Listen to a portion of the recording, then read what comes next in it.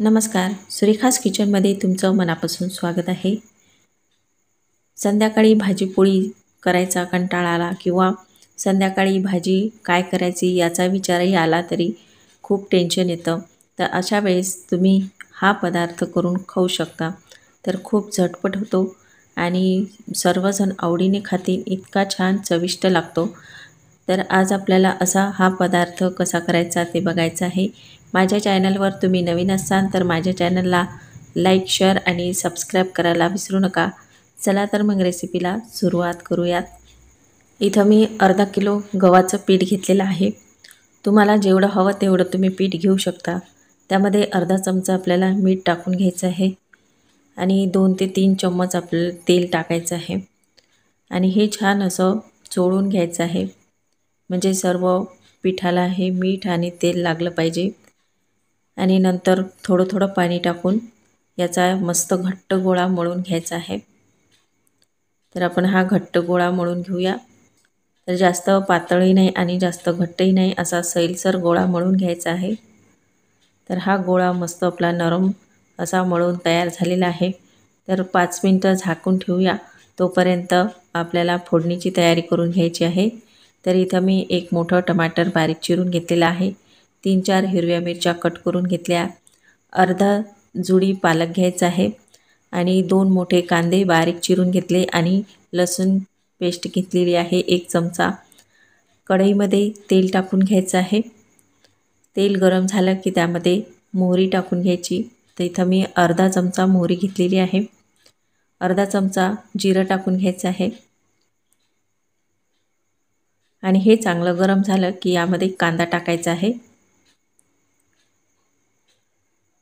कांदा आपल्याला लालसर भाजून घ्यायचा आहे. कांदा थोडा भाजत आला की यामध्ये लसूण टाकून घ्यायचा. तर 1 चम्मच लसूण पेस्ट घेतलेली आहे. तर ती मस्त भाजून घ्यायची आणि 2 चम्मच लाल तिखट घेतलेला आहे. 1 चमचा हळद टाकायची आहे आणि हे पण मस्त भाजून घ्यायचं आणि यामध्ये आपल्याला हे सर्व टाकून घ्यायचं आहे आणि हे मस्त नरम पडेपर्यंत आपल्याला परतून घ्यायचं आहे. तुम्हाला यामध्ये आणखी काही भाज्या वापरायच्या असतील तर तुम्ही वापरू शकता. इथे मी फक्त टमाटर आणि पालकच वापरलेली आहे. तर यावर थोडं मीठ टाकून घ्यायचं. तर चवीपुरतं आपल्याला मीठ टाकून घ्यायचं आहे.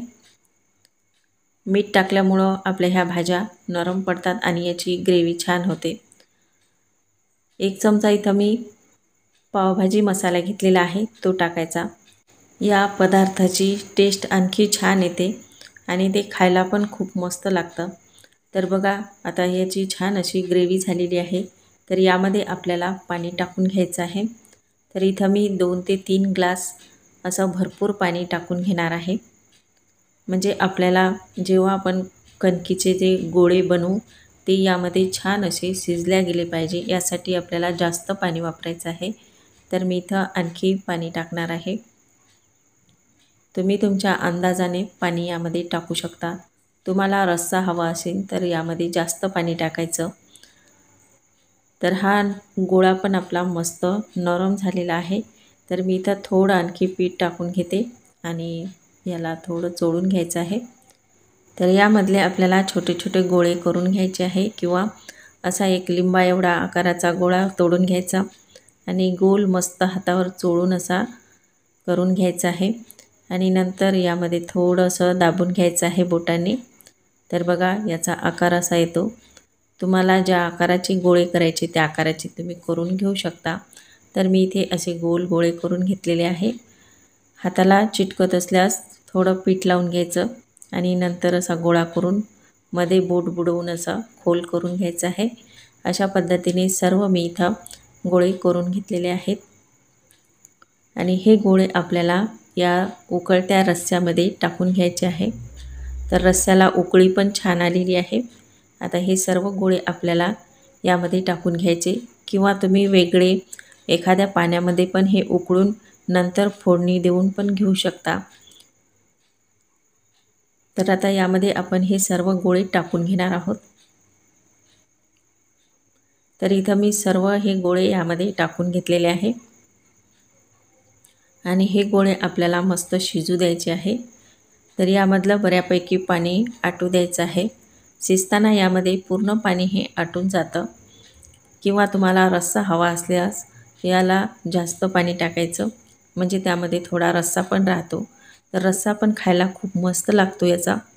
आणि आपण पालक टमाटर टाकलं त्यामुळे याची ग्रेव्ही पण होते. इथं मी 1 चमचा गरम मसाला घेतलेला आहे आणि थोडी कोथिंबीर आपल्याला यावर टाकून घ्यायची आणि हे छान शिजू द्यायचं आहे. तर यावर झाकण ठेवून हे 10 मिनटासाठी शिजायला ठेवायचं आहे. तर बघू शकता 10 मिनटं झालेली आहे आणि मी यावर झाकण ठेवलेलं होतं. तर आता बघा मस्त हे शिजल्या गेलेलं आहे आणि याला ग्रेव्ही पण छान झालेली आहे. तर हे खायला खूप मस्त लागतात. सर्वजण आवडीने खातील. तर नेहमी शेंगोळे किंवा संध्याकाळी खिचडी केल्याऐवजी तुम्ही हे असा पदार्थ करून खाऊ शकता. खूप मस्त लागतो. तर बघू शकता आपला हे मस्त झटपट पदार्थ तयार झालेला आहे. संध्याकाळच्या वेळेला खाण्यासाठी अगदी उत्तम पर्याय आहे. झटपटही होतो आणि चविष्टही लागतो. सर्वांना आवडणारा हा पदार्थ आहे. सर्वजण आवडीने खातील. यासोबत ही ग्रेव्ही पण खूप छान लागते खायला. तर अशाच पद्धतीचा तुम्ही पण नक्की पदार्थ ट्राय करून बघा आणि असेच नवनवीन व्हिडिओ पाहण्यासाठी माझ्या चॅनलला सबस्क्राईब करायला विसरू नका.